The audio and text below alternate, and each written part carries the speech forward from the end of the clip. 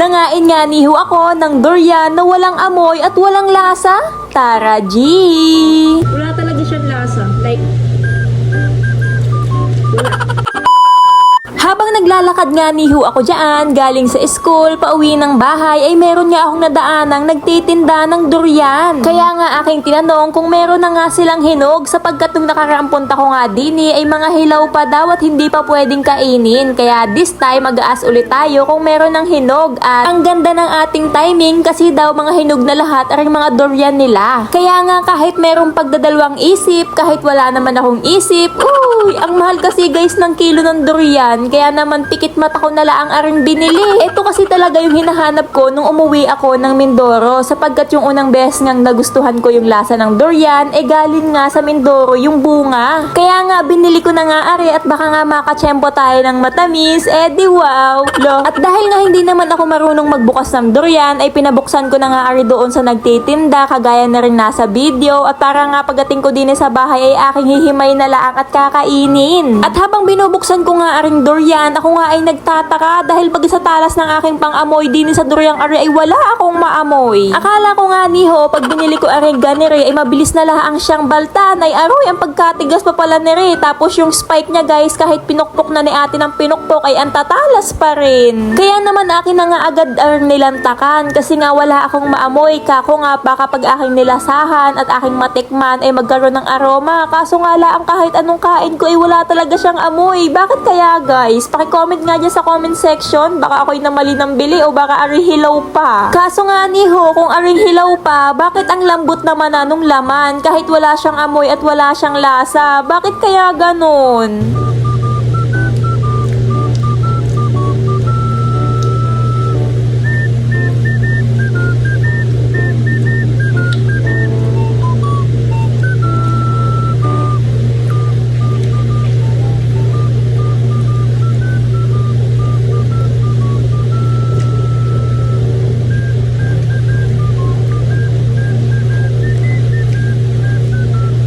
Hindi pa siya ganun kahinog. Walang lasa. Walang amoy, walang lasa. Like, ganun.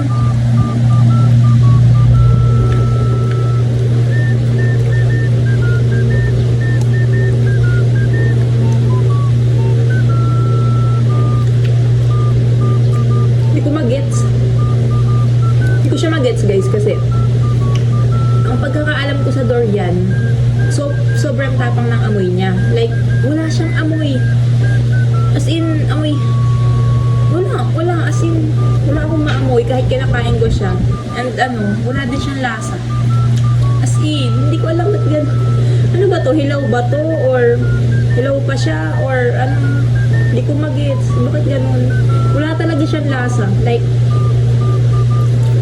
wala. Tapos medyo makunat pa yung parang gano'n.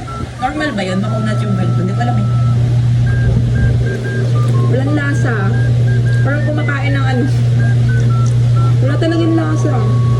Hindi matamis, hindi maanggo, hindi wala. Wala akong malasahan kahit ano. Baka hilaw pa.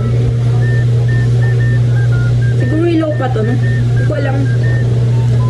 Hindi ko muna siya kakainin lahat. Ilagay ko muna siguro sa rep para at least malamig. Yun. Busin ko lang to and then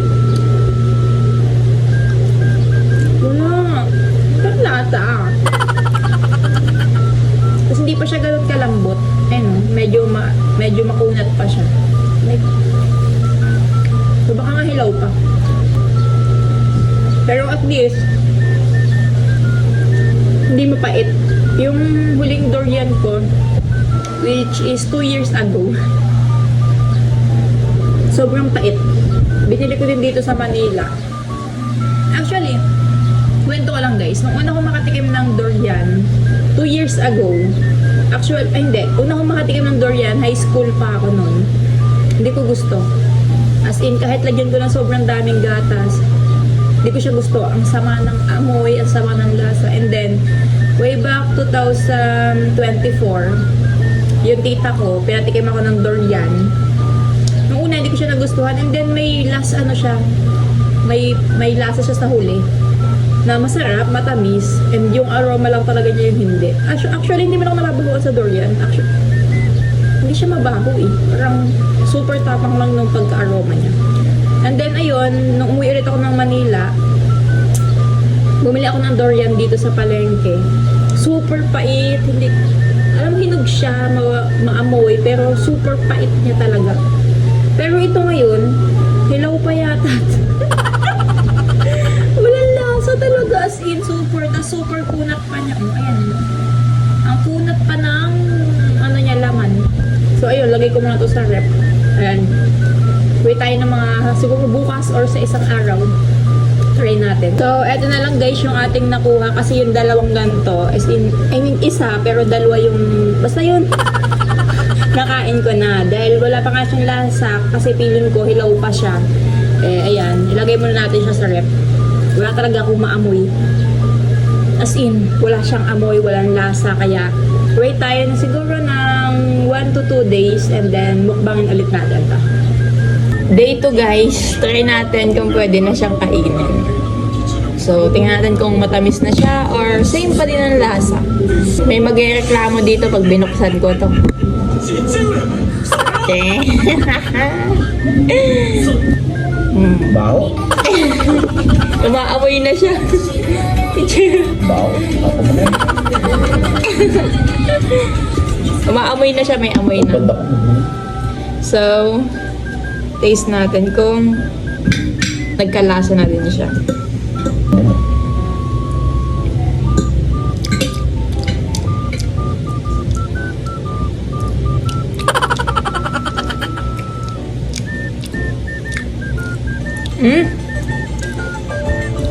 May lasa na. Pero hindi pa ganun katapang. Lamig.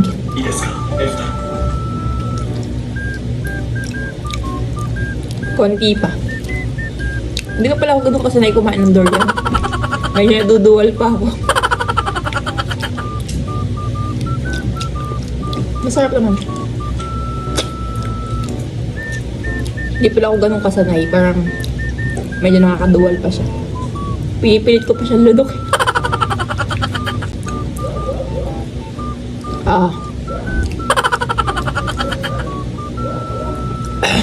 Duduwal pa ako. May konting lasa na siya. Pero hindi pa siya ganun kaano yung lasa. Tama mo, puro busel po. So bukas, try natin ulit bukas. Araw-araw. Medyo nababad trip na sa akin si Jowa. 1 3 days na ito sa rep. So, tatry natin ngayon kung hinog na siya. Kahapon kinain ko yung isa, tapos ngayon, tatry natin. Okay naman na siya, may amoy na siya. Kaya nga nagagalit na si Jowa kasi may amoy na siya. At ito, sobrang lambot niya na, ayun o. Try natin. Sana hindi ako masuka. Kahapon nasusuka ka.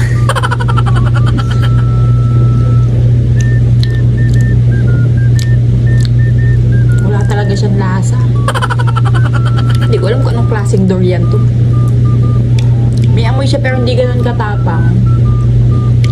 Pero wala talaga siyang lasa. Wala. Wala akong malasahan. Wala akong malasahan tamis. Yung aroma lang, amoy durian. Pero wala lasa. Ang bili ko dito ay 260. Diba? Paano mag-aksaya ng pera? Uy, inipon ko yun sa allowance ko. Kasi nakita ko na to, dumadaan ako doon. Nakita ko na to, doon sa bilihan na yun. Sabi ko, bibili ako niyan, pero hilaw pa daw.